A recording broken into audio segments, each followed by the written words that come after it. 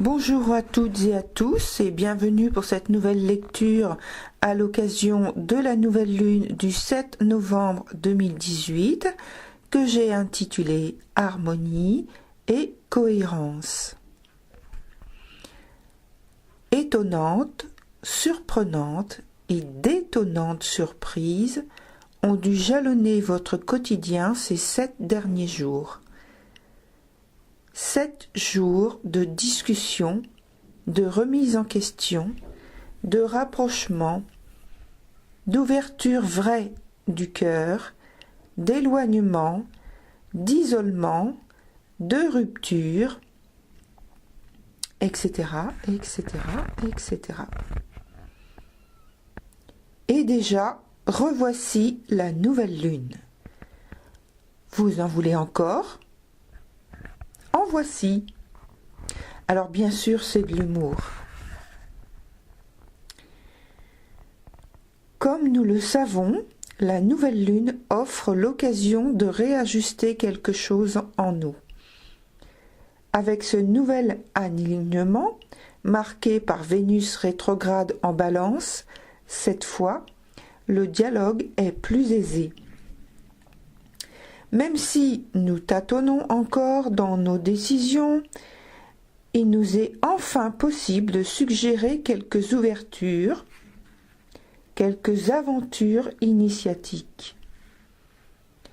Elle est opposée à Uranus, donc je parle de Vénus, toujours rétrograde en Bélier. C'est la prise de conscience que nous devons nous efforcer consciemment d'harmoniser nos émotions, nos idées, nos pensées, nos concepts, nos valeurs, nos principes, etc., etc., etc., afin d'en tirer, d'en exprimer, de créer, de produire des idées neuves qui nous ressemblent vraiment.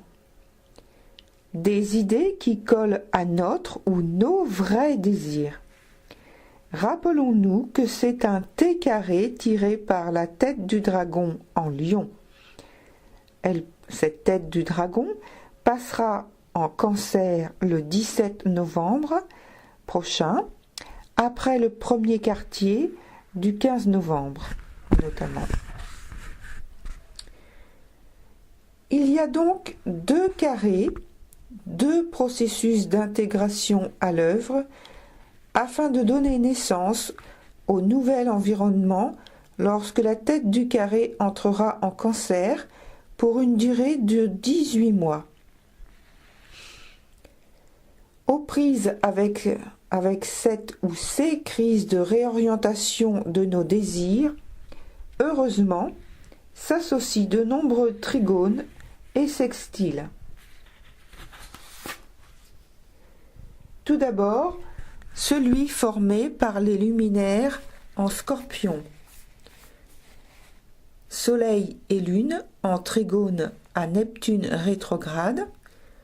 Si nous voulons réellement nous projeter vers un avenir meilleur, cette nouvelle lune nous invite à transformer nos anciennes croyances, nos anciens schémas, par le simple jeu de la volonté. Tout est à mettre au bain alchimique régénérateur de l'énergie Scorpion et laisser la place aux énergies nouvelles déjà présentes et qui attendent de pouvoir jouer leur rôle actif et constructif. Vénus rétrograde trigone à Mars. Tout ce vers quoi nous nous tournons apporte une nouvelle formulation possible de l'avenir. Mais nous devons faire preuve de patience et réflexion avant d'agir et ne pas nous laisser bousculer par Mars et Uranus, toujours prompts à nous faire agir avec précipitation. Agir rapidement, certes, mais pas sous la pression intérieure ou extérieure, tant que cela nous est possible, Par contre, y mettre de la conviction, de la détermination et du cœur, ça, oui. Parce que Mars donne ici toute sa force par sextile à Uranus et par trigone à Vénus. Tous les deux rétrogrades. Nous sommes profondément engagés et impliqués dans les enjeux du moment, entre parenthèses, que nous le souhaitions ou pas. Fermez la parenthèse. Et il semble que nous soyons prêts à nous montrer beaucoup plus coopérants qu'autrefois. C'est aussi parce que notre volonté de modifier les choses est forte. Nous défendons, si besoin est, nos convictions et notre vision de l'avenir en tentant d'appliquer et de trouver de nouveaux modes de reliance, de nouveaux codes de lecture pour une vie commune, une vie rapprochée, plus cohérente, plus douce, des échanges plus chaleureux, plus justes, plus apaisés, etc., etc., etc.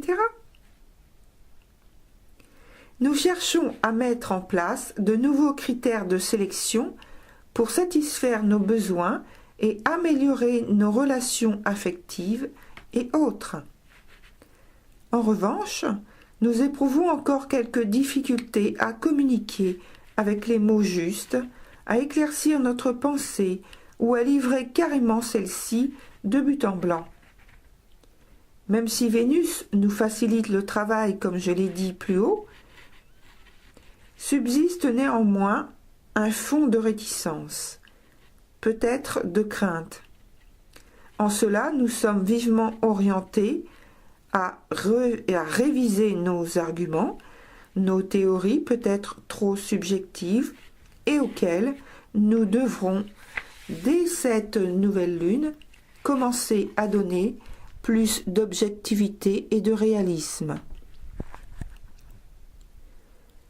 Nous devrons également prendre plus de responsabilité quant aux décisions que nous prenons, c'est-à-dire donner une forme à ce que nous prétendons vouloir faire, ce que nous prétendons être devenus ou devenir. Nous devrons être capables d'apporter une preuve tangible de ce que nous mettons dans la balance relationnelle pour améliorer et pour clarifier notre volonté.